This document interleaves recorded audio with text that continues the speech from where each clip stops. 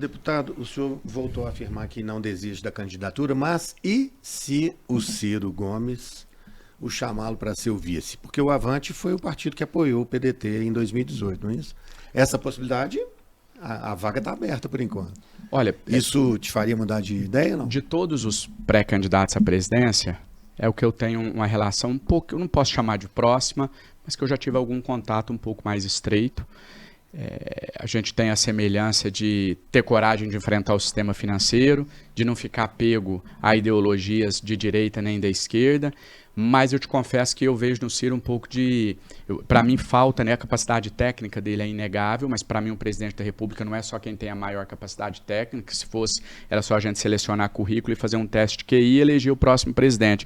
Tão importante quanto para mim é a sensibilidade de entender a necessidade das pessoas, de pensar fora da caixinha, como eu coloquei aqui várias vezes, e às vezes eu acho que falta um pouco isso no Ciro, esse contato mais próximo com as pessoas, essa sensibilidade. Eu acho que ele foi tanto na preparação técnica que perdeu um pouco esse outro lado mais humano do contato. E sendo vice, o senhor não poderia levar isso? Olha, não... O senhor se considera com essa habilidade? Sim, seria um complemento, mas eu vou te ser bem sincero aqui, vou ser bem objetivo e assertivo na minha resposta. Não existe qualquer, aqui sim, eu falei que todas as minhas respostas, eu digo 99%, essa eu vou fugir eu vou dizer 100%.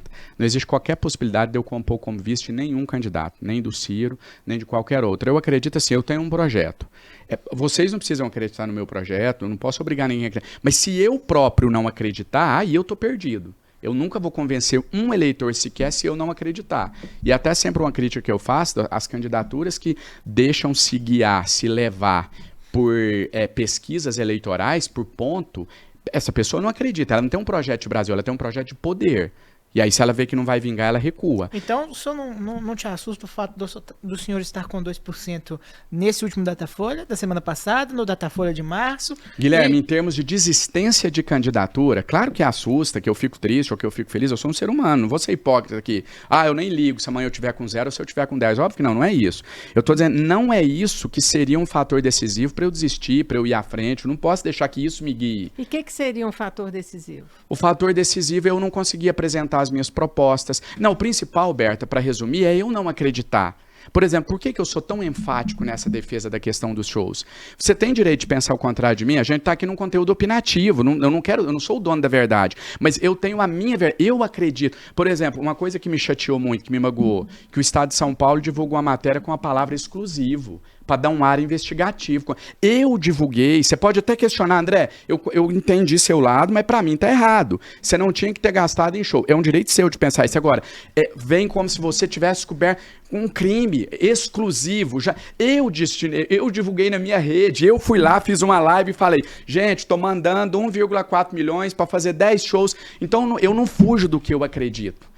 O que eu acredito, não é um personagem. Às vezes eu me excedo, quem é muito verdadeiro tem essa falha, né? Falha, entre aspas. Às vezes eu me excedo, às vezes eu falo o que eu não devo, mas eu sou autêntico. Se eu tiver que me moldar um personagem para disputar uma eleição, eu não vou disputar. Então, respondendo a sua pergunta, o que me faria desistir é se eu ver que no meio do caminho eu me perdi. Que eu comecei a defender o que eu não acredito por causa de intenção de voto. Porque, Guilherme, se eu começar a me preocupar com intenção de voto, sabe o que eu vou começar a fazer? Eu vou vir aqui e eu sabendo, lá fora estão dizendo que se você falar mal do Lula, você cai na pesquisa. Aí eu começo a elogiar sem acreditar. Ou o contrário, porque eu tenho vários elogios que eu faço ao ex-presidente Lula. Vários.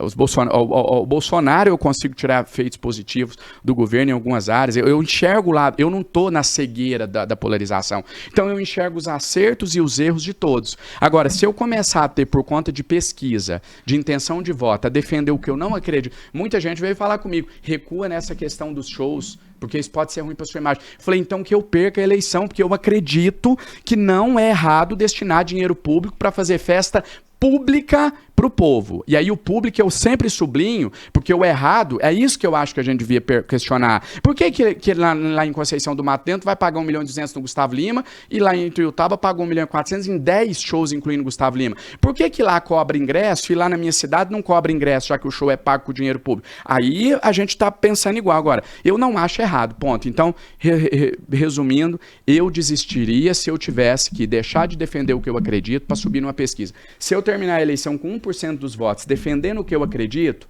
eu durmo tranquilo à noite. Agora, se eu terminar com 20% defendendo o que eu não acredito, eu não vou ter uma boa noite de sono. Qual que é o seu projeto político, deputado? Na hipótese de que o senhor não venha se eleger, o que o senhor pensa em fazer da sua carreira política? Já que esse é seu primeiro mandato como deputado federal, a primeira eleição que o senhor disputou e, enfim, o senhor já está concorrendo à presidência da República, é o cargo máximo. Qual é o seu projeto político?